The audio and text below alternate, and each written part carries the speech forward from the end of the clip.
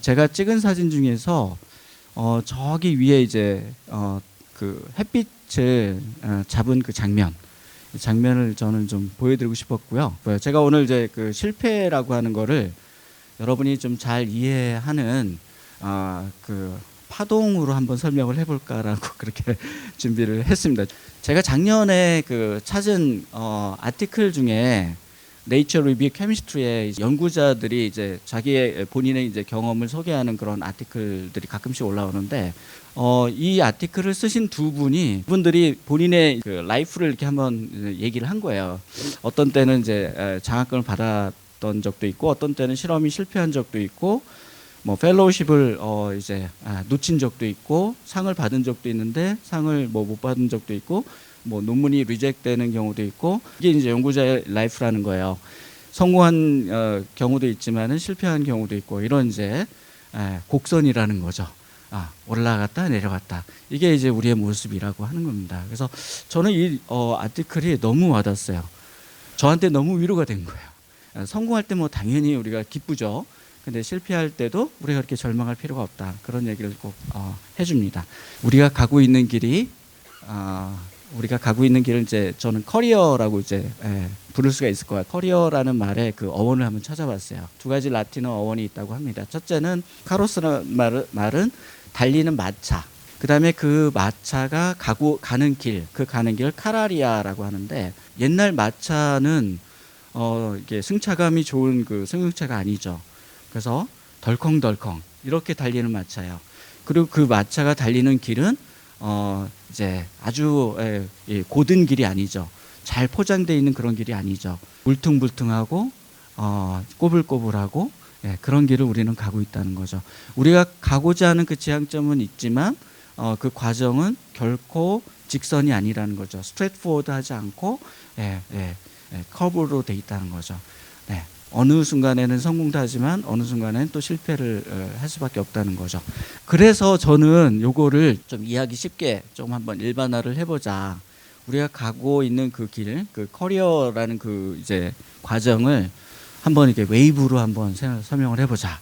여러분 잘 아시는 바와 같이 웨이브는 주기가 있어요. 여기 같은 이 모양이 반복되는 최소 단위, 이걸 우리가 주기 또는 파장, 또 웨이브랭스라고 표현하기도 하죠.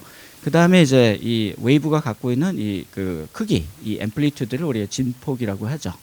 자, 이 웨이브의 특징을 우리가 정의하는데, 물론 앰플리튜드 중요하긴 하지만 이 프리퀀시가 중요하겠죠. 그래서 뭐 여러 형태의 이제 프리퀀시가 존재하는 거 우리가 이제 잘 알고 있어요. 우리가 가고 있는 진로, 그 코스, 커리어라고 하는 거를 이 웨이브로 한번 이렇게 이해를 해보자라고 하는 건데, 앞에 이제 두 연구자가 고백을 했듯이 우리 똑같아요. 웨이브가 올라가 있을 때는, 저 위에 있을 때는 우리가 성공이라고 부를 수 있죠. 그런데 또 아래로 내려올 수 있으니까 아래로 내려올 때는 우리가 실패라고 볼 수가 있어요. 자, 이 진폭에 따라서 우리가 큰 성공을 얻을 수도 있고 또 큰 실패를 할 수도 있는데 자연스럽다는 거죠. 가운데 값을 우리가 평균값이라고 하죠. 데이터가 이제 평균값을 그 주변에서 왔다 갔다 하잖아요. 자, 그런데 이제 우리가 이거를 공학의 관점에서는 공차라고 하죠. 자, 공차 내에서는 잘 워킹이 되는 거예요. 어떤 기능을 여전히 잘 수행하고 있는 거예요. 그걸 우리는 톨러런스라고 합니다. 심리학에서는 이거를 내성이라고 불러요. 견딜 수 있는 정도, 내가 이제 버틸 수 있는 정도, 이걸 우리가 내성 또는 이제 톨러런스. 두 가지 저희가 임플리케이션이 있어요. 하나는 뭐냐면 올라가는 케이스가 있다면 내려가는 케이스가 반드시 있다는 겁니다. 또 한 가지가 있는데, 제가 톨러런스라는 단어 굉장히 좋아요. 여러분도 톨러런스를 좀 키우시면 좋겠어요.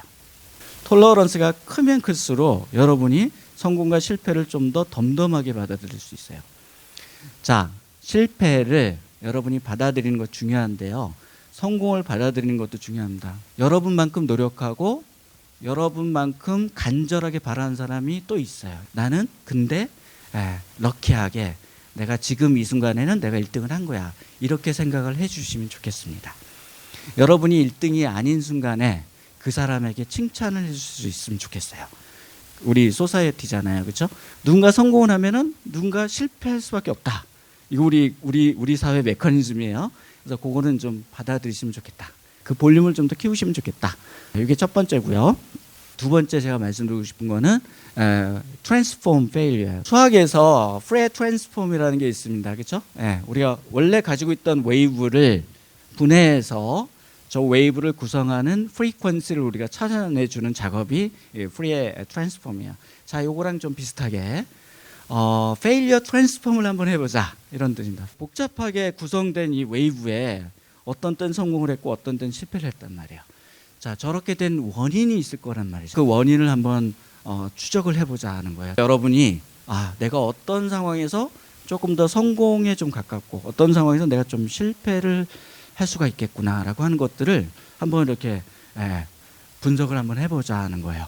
자, 이게 어려운 작업인 거 압니다. 어려운 작업이고 하기 싫은 작업이고 그리고 이제 정말 이제 우리가 뭔가 이렇게 배울 수 있을지 어떨지 우리가 잘 모를 수도 있어요. 원인 분석을 할 때는 편하게 얘기할 수 있는 사람이 필요합니다. 누군가에게.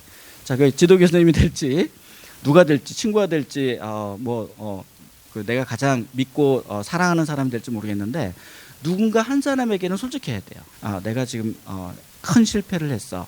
내가 지금 이렇게 견디지 못할 만큼 지금 괴로워, 힘들어. 이걸 솔직하게 얘기를 할 사람 필요합니다.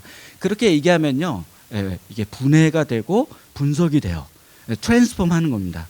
내가 지금 경험하고 있는 그 실패를 내가 다르게 그거를 이제 소화하고 있는 거예요. 프레 트랜스폼을 하게 되면 이 중에서 우리가 원하지 않는 프리퀀시를 제거하고 다시 역변환을 하면은 우리가 깨끗한 웨이브를 얻을 수가 있어요. 노이즈 캔슬링하는 그 원리예요. 페일리어 트랜스폼도 마찬가지입니다. 우리가 그 원인이 뭐냐, 내가 요거는 다음에 조금 더 노력해서 요거는 제외하고 내가 내 노력을 좀 집중해서 에너지를 집중해서 내가 다음번엔 또 좀 더 노력해야지, 이런 걸 이제 우리가 해볼 수 있다는 거죠. 이 분석하고 극복하는 이 과정이요, 결코 헛되지 않아요. 실패를 구성했던 어떤 원인, 그 원인을 하나 제거하고 다시 한번 재구성을 해보자는 거예요. 세 번째는 뭐냐면, 그래서 결국에 이제 우리가 이제 이 실패를 극복하고자 하는 거잖아요. 오른쪽을 이렇게 좀 들어 올리는 작업을 한번 해보자.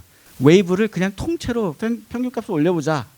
그러면 자, 위쪽으로 가는 우리가 그 probability를 올릴 수 있잖아요. 그렇죠?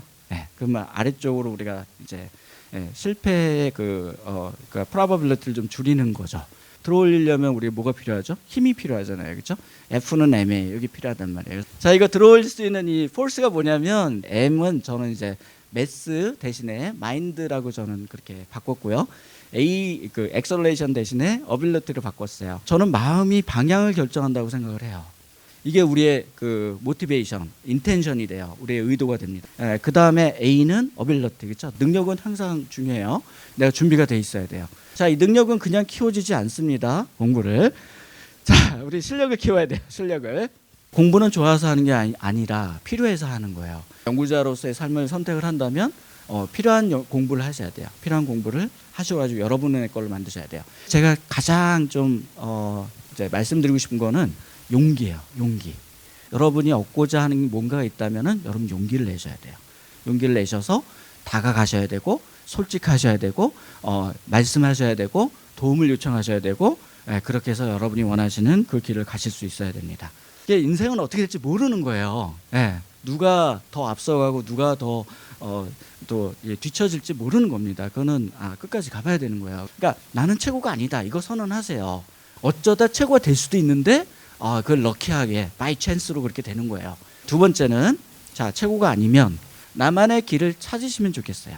여러분의 길을 찾으셔야 돼요. 여러분의 삶의 개척자예요. 세 번째, 가끔 실망하고 좌절할 때가 있다. 그거는 일시적이다라는 거예요. 여러분이 거기에서 머물러 있으면 안 돼요. 그 다음 과정을 진행하셔야 됩니다. 결국에는 내가 가고자 하는 곳에 내가 가야 되는 거예요. 이게 바로 개척자 선언입니다. 이렇게 여러분 선언하시면 좋겠어요. 우리는요, 한 번 간 길을 다시 돌아올 수 없어요. 그럼 내가 한 번 선택을 하면 그 길로 계속 가야 돼요. 그게 우리의 모든 걸 바꾼단 말이죠. 여러분이 선택한 길의 그 너머에 성공이 있다는 거죠. 정리해서 말씀드리면, 성공이 있다면 실패도 늘 있다는 거 기억해 주시면 좋겠고요. 두 번째는 실패의 원인을 분석해서 또 이제 개선하는 그런 노력, 그런 습관이 필요하다. 마지막 세 번째는 실패를 극복하기 위한 도전을 여러분이 하셔야 되는데 그걸 위해서 여러분 용기를 내실 필요가 있다는 겁니다. 이렇게 세 가지를 가지고 오늘 이제 실패를 다시 한번 정의를 해보시면 좋겠다라고 생각이 됩니다. 네, 이것으로 오늘 강의를 마치겠습니다. 감사합니다.